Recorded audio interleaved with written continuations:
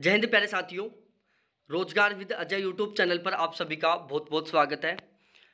आज हम इस वीडियो में बात करने वाले हैं कि इंडियन पोस्ट ऑफिस में जो वैकेंसी निकली हैं 40,808 पदों पर, लगभग हम कह सकते हैं 40,900 पदों पर जो भर्तियां निकली हैं, इसमें टोटल कितने फॉर्म भरे गए हैं और सबसे ज़्यादा फॉर्म कौन से स्टेट से भरे गए हैं, इसके ऊपर हम यहाँ पर बात करने वाले हैं। बाकी इस पोस्ट ऑफिस की भर्ती से संबंधित यदि कोई भी नया नोटिफिकेशन आता है और उससे आप ऑलवेज बिल्कुल रिसेंटली अपडेट रहना चाहते हो तो प्लीज़ एक बार चैनल को जरूर सब्सक्राइब करें। अब हम बात करते हैं, देखो टोटल वैकेंसी आती 40,808 वैकेंसी, और टोटल फॉर्म की बात करें तो टोटल फॉर्म की संख्या है जो लगभग 90 लाख प्लस यहाँ पर फॉर्म की संख्या होने वाली है, क्योंकि इसका एलिजिबिलिटी क्राइटेरिया केवल 10th पास आउट था। जिन कैंडिडेटों ने 10वीं पास कर रखी है उन सभी ने यहाँ पर फॉर्म अप्लाई किया है। दूसरा, ये लोकल एरिया जॉब है। लोकल एरिया का मतलब है कि आपकी पोस्टिंग आपके खुद के ही एरिया में रहने वाली है, और आजकल बेरोजगारी दिन प्रतिदिन बढ़ती जा रही है, तो लोग एक अच्छी जॉब लेने की बजाय प्रायोरिटी देते हैं कि पहले एक बार हम अपनी लाइफ को सेट कर लें,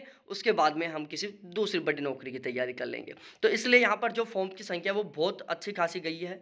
90 लाख प्लस यहाँ पर फॉर्म भरे गए हैं। टोटल 40,900 वैकेंसियाँ हैं लगभग।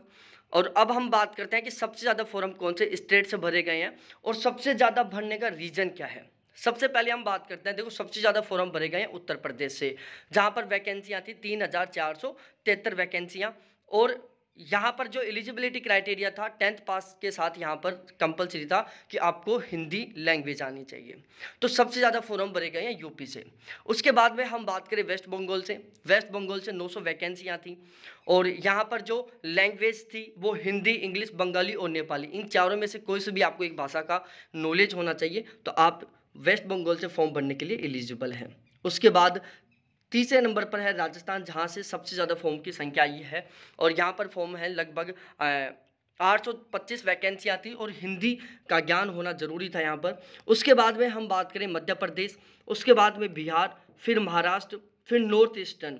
जो नॉर्थ ईस्टर्न था उसमें नॉर्थ ईस्टर्न में इन्होंने सारे के सारे स्टेटों को शामिल कर दिया था जो नॉर्थ ईस्ट के स्टेट हैं।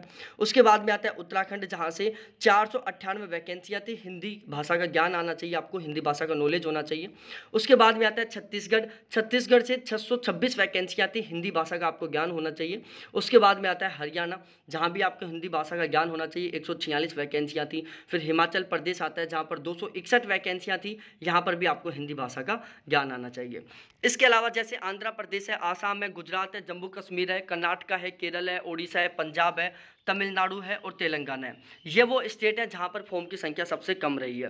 देखो पंजाब में पंजाबी भाषा का ज्ञान जरूरी था, आसाम में वहाँ की लोकल लैंग्वेज का, गुजरात में गुजराती का ज्ञान होना चाहिए। तो ये वो स्टेट है जहाँ से इंडियन पोस्ट ऑफिस में सबसे कम फॉर्म भरे गए हैं। बाकी मैंने आरटीआई लगा दी है, वहाँ से हमें बिल्कुल ऑथेंटिक डाटा मिलने वाले हैं। अगले 5-7 दिन में हमें बिल्कुल ऑथेंटिक डाटा मिल जाएंगे। हमने आरटीआई लगा दी है, फिर हम एक ऑथेंटिक पोल के साथ बात करने वाले हैं, जहाँ पर मैं आपको बताने वाला हूँ कि टोटल कितने फॉर्म भरे गए हैं, स्टेट वाइज कितने फॉर्म भरे गए हैं। और आरटीआई का जैसे जवाब आएगा मैं उसके ऊपर तुरंत वीडियो बनाऊंगा और आपको बिल्कुल 100% ऑथेंटिक जानकारी प्रोवाइड करवाऊंगा। बहुत बहुत धन्यवाद मेरे सभी प्यारे साथियों को देखने के लिए। Thanks bye. प्लीज़ अभी तक आपने चैनल को सब्सक्राइब नहीं किया तो प्लीज़ एक बार चैनल को जरूर सब्सक्राइब करें।